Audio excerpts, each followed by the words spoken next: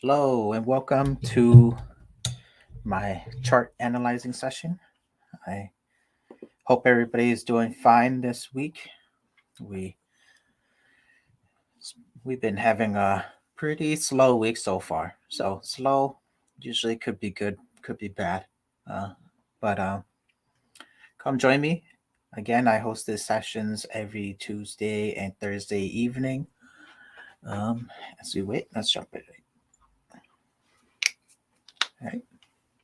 If you haven't already, join our Discord channel where we are there every day to talk about the stock market, talk about trades, talk about positions, where we think the market could go.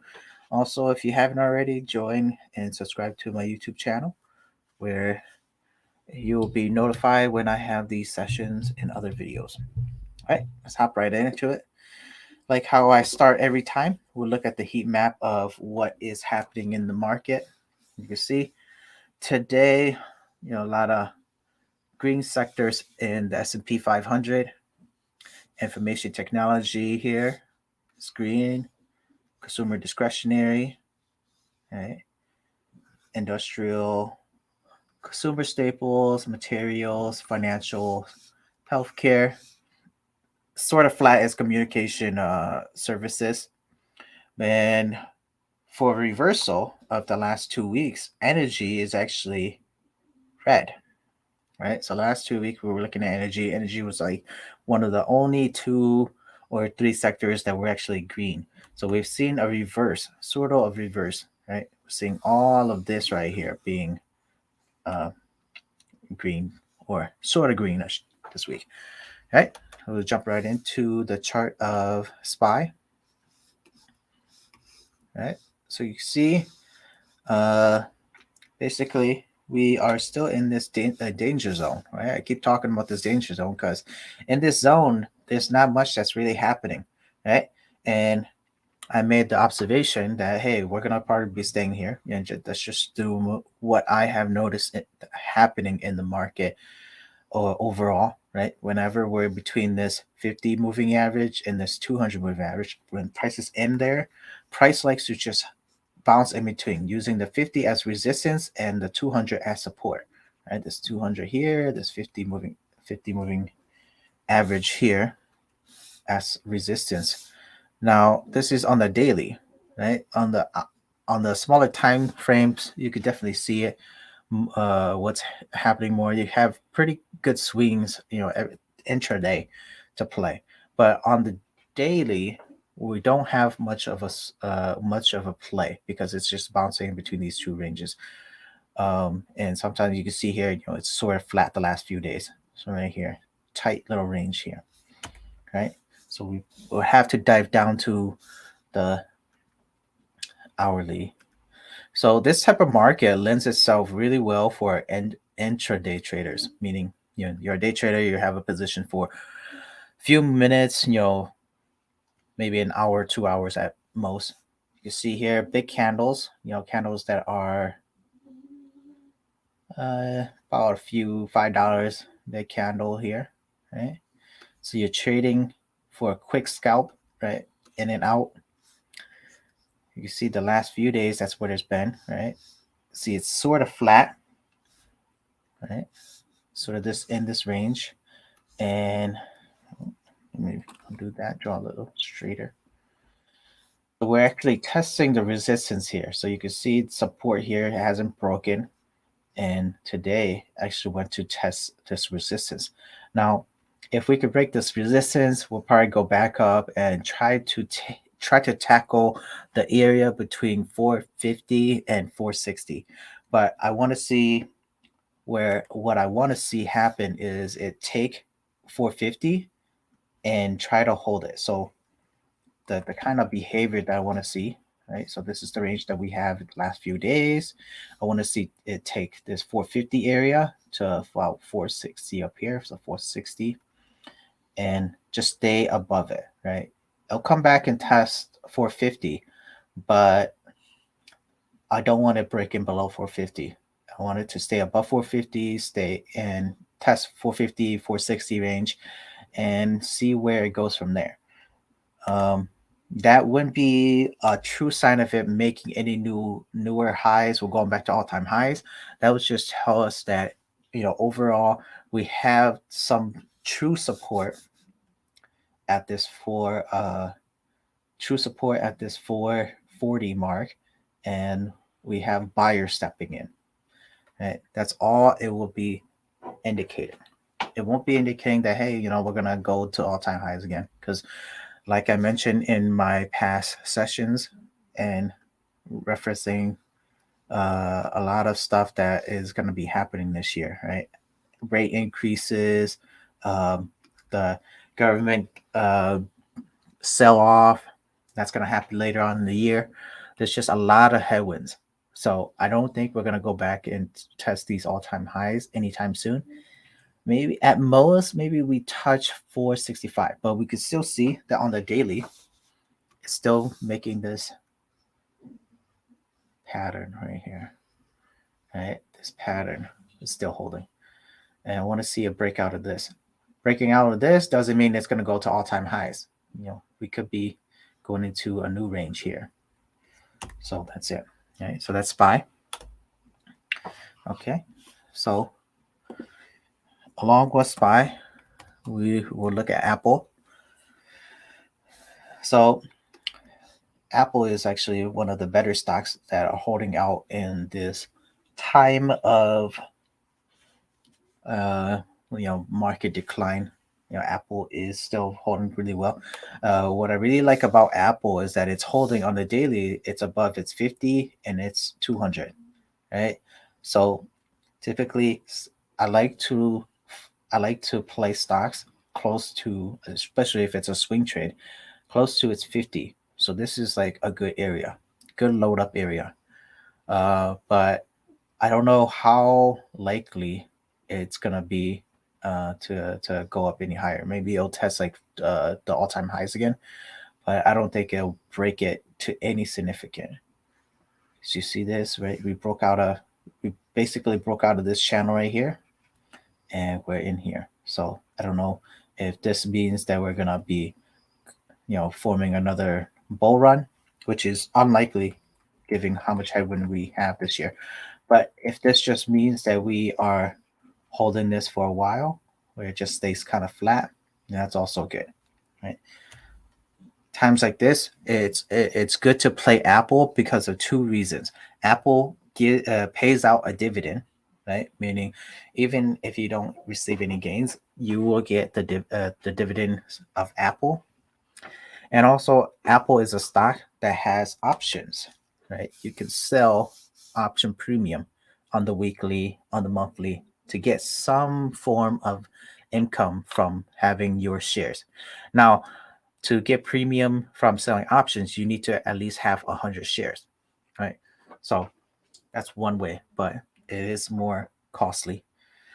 And there's also a dividend. So the dividend doesn't matter how many shares you have, as long as you have one share, you will get the dividend payout. So it's 22 cents every quarter, 4 times a year. So that's about $1, almost $1 a year per share that you receive. Not much, but it does help over time. Apple is a good stock to own too. You see, so it's a good sign. It's over its 50, right? So on the hourly, looking at Apple, you can see there's another range here, right? Another range here, right? Ugly lines, but let's see. Let me use this one. Better draw it. Okay. This one and this one. The range is in here, right? So 170 and between 170 and 175 was the range. So it's going back to test 175. See if we can break it tomorrow. If we can break it, we'll probably go back and test 180. And up at 180, it's close. That's like $2 from all-time highs. So it is good to play. And this is showing like it's a good place to get into. So you see here, it's above the 50 and the 200, also on hourly, on the daily. So you have the daily, the hourly, the weekly, the monthly, they're all showing bullish signs for Apple, meaning you have your chance of the price of going up versus it going down is a lot higher. So you're playing those odds, right? Not saying that it's gonna run to any significant. Just saying that you have a better chance on the call side or on the long side versus the short side. All right, that's Apple. We look at AMD. AMD is really approaching that 50, right? On the daily, it's 50 right here. Now, it's still in the danger zone between the 50 and the 200, but it's really pushing. So tomorrow would be I'll be kind of curious to see what tomorrow brings. If we go above the 50, which is sitting right about right around 130, right? Could be a few dollars or a few cents below, but right around 130. So I want to see it take 130 and hold above it. That would be where I would consider it being a safe hold. Just like Apple, the chart of Apple that we were looking at before. That will give me a sign that hey, we can go on to the upside a little bit. And upside meaning it'll probably go test this high first. So this high is sitting at 160, right? And then 165. Let's see which one. But it'll test after test 160 first. So tomorrow could be a good time to get in. You want to get it in a position above the 50, right? Above this 50 here, and then set a stop somewhere down here. Being that this is the last swing low at 120. So if we can get it above 130, you could set a stop at 120. So a $10 risk, right? And you can catch it to the upside. And so that's a good swing trade. Okay, diving down to the hourly, you can see it's making it looks looking like it's a continuation of a bull flag, right? So we get this bull flag here, right? So it's sort of looking like this, right? Let's do this. Did this kind of movement and maybe this, right? To the upside. So 140 here, maybe. Let's see. Right. So AMD had a great earnings last week, helped it out. Okay. Now we look at Amazon.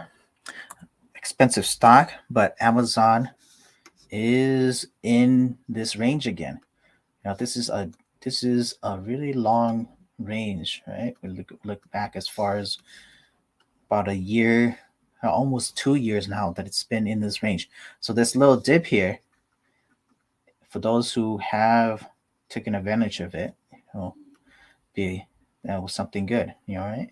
In this range, it's back inside this range. So let's see if it can go back and test this resistance up at 3,500. If it can, right? Maybe we can break it, but chances are we're probably not gonna. It's probably just gonna stay in this range for a while, range bound. The longer it stays in this range, the better, because I think it needs to build some consolidation before it has another strong run. After every strong run, I like to see it have some sort of consolidation like this, right? The longer the run, the longer the consolidation will last. So if we look at Apple and its growth, well, not Apple, but Amazon and its growth, we had this right here. That was about a year. This year, about a year.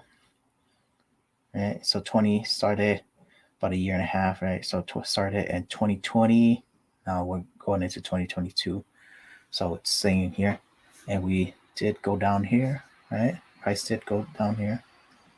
Good pickup, but it could continue staying in this range for a while before we make any real way to the upside.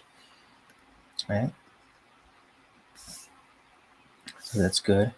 I don't know too many traders who trade Amazon, but it's a stock that has a lot of good premium. So you definitely, it benefits you selling for credit.